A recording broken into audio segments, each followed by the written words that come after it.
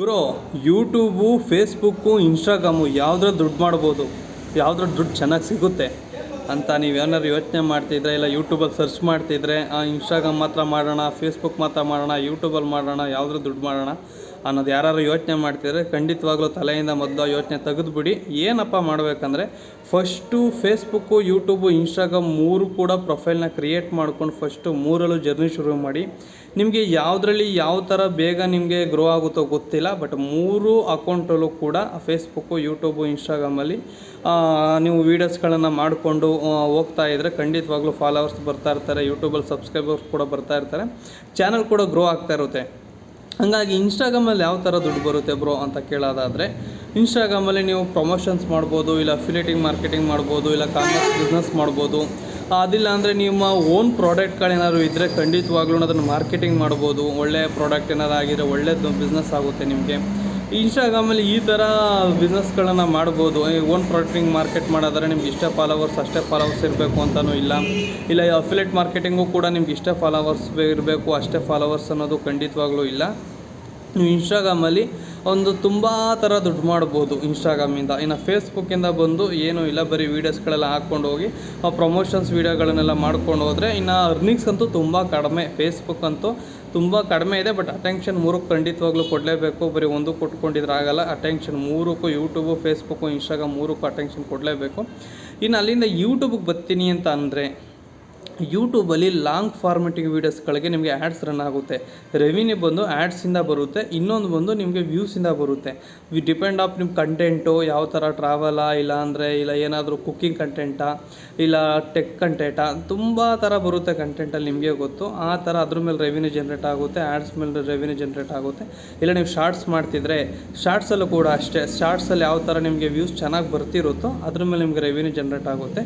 ಖಂಡಿತವಾಗ್ಲೂ ನೀವು first starting ಯಾರ್ಯಾರು ಯೂಟ್ಯೂಬಲ್ಲೇ ಸರ್ಚ್ ಮಾಡ್ತಾ ಇರ್ತಾರೆ ಅರ್ನಿಂಗ್ ಯೂಟ್ಯೂಬಿಂದ ಮಾಡ್ಬೋದಾ, ಇನ್ಸ್ಟಾಗ್ರಾಮಿಂದ ಮಾಡ್ಬೋದಾ, ಫೇಸ್ಬುಕ್ಕಿಂದ ಮಾಡ್ಬೋದಾ ಅಂತ, ಖಂಡಿತವಾಗ್ಲೂ ನೀವು ಆ ಥರ ಎಲ್ಲ ಚೆಕ್ ಮಾಡೋಕ್ಕೆ ಹೋಗಬೇಡಿ. ಪ್ರಾಬಬಲಿ ಫಸ್ಟು ನೀವು ಮಾಡಬೇಕಾಗಿರೋದು ಕೆಲಸ ಫೇಸ್ಬುಕ್ಕು, ಯೂಟ್ಯೂಬು, ಇನ್ಸ್ಟಾಗ್ರಾಮು ಮೂರು ಪ್ರೊಫೈಲ್ ಕ್ರಿಯೇಟ್ ಮಾಡ್ಕೊಂಡು ಮೂರಲ್ಲೂ ಕೆಲಸ ಮಾಡ್ಕೊಂಡು ಹೋಗ್ತಾ ಇರೋ ಖಂಡಿತವಾಗ್ಲೂ ಒಂದಲ್ಲ ಒಂದಿನ ಬೆಸ್ಟ್ ಕಂಟೆಂಟ್ ಕ್ರಿಯೇಟ್ ಆಗ್ತೀರಾ. ಅಲ್ಲಿವರೆಗೂ ಕೆಲಸ ಮಾಡ್ತಾ ಇರಬೇಕಷ್ಟೇ.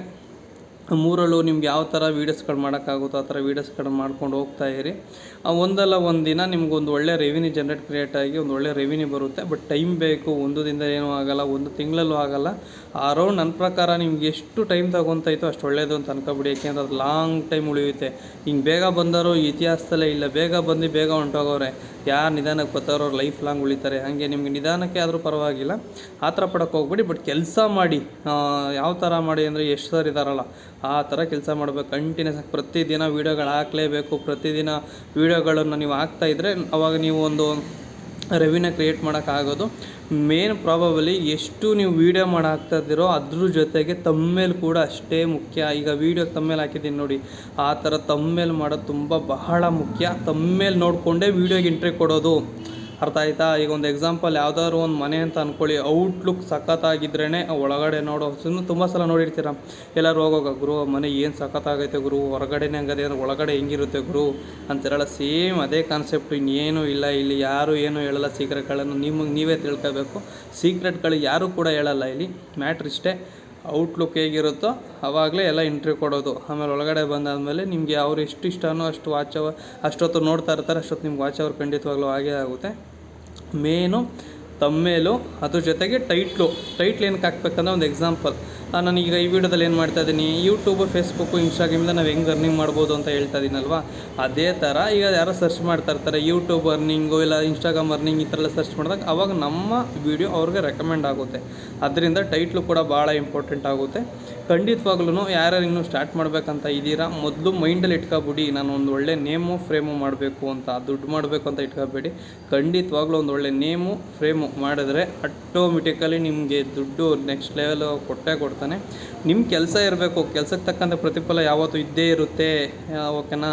ಕರ್ಮ ಯಾವತ್ತಿದ್ರು ಅಂತ ಅಂತಾರಲ್ಲ, ಹಾಗೆ ಖಂಡಿತವಾಗ್ಲೂ ದೇವ್ರು ಕೈ ಬಿಡಲ್ಲ, ಎಲ್ಲ ಒಂದು ಕಡೆ ಕೈ ಹಿಡಿತೇನೆ. ಟೈಮ್ ತಗೊಳುತ್ತೆ ಅಷ್ಟೇ. ಕೆಲಸ ಮಾಡ್ತಾಯಿರಿ. ಯಾರಾದ್ರೂ ಇನ್ನೂ ಸ್ಟಾರ್ಟ್ ಮಾಡಬೇಕಂತ ಇದ್ದರೆ ಆದಷ್ಟು ಬೇಗ ಸ್ಟಾರ್ಟ್ ಮಾಡಿ. ಎಲ್ರಿಗೂ ಆಲ್ ದ ಬೆಸ್ಟ್ ಹೇಳೋಕ್ಕೆ ಇಷ್ಟಪಡ್ತೀನಿ.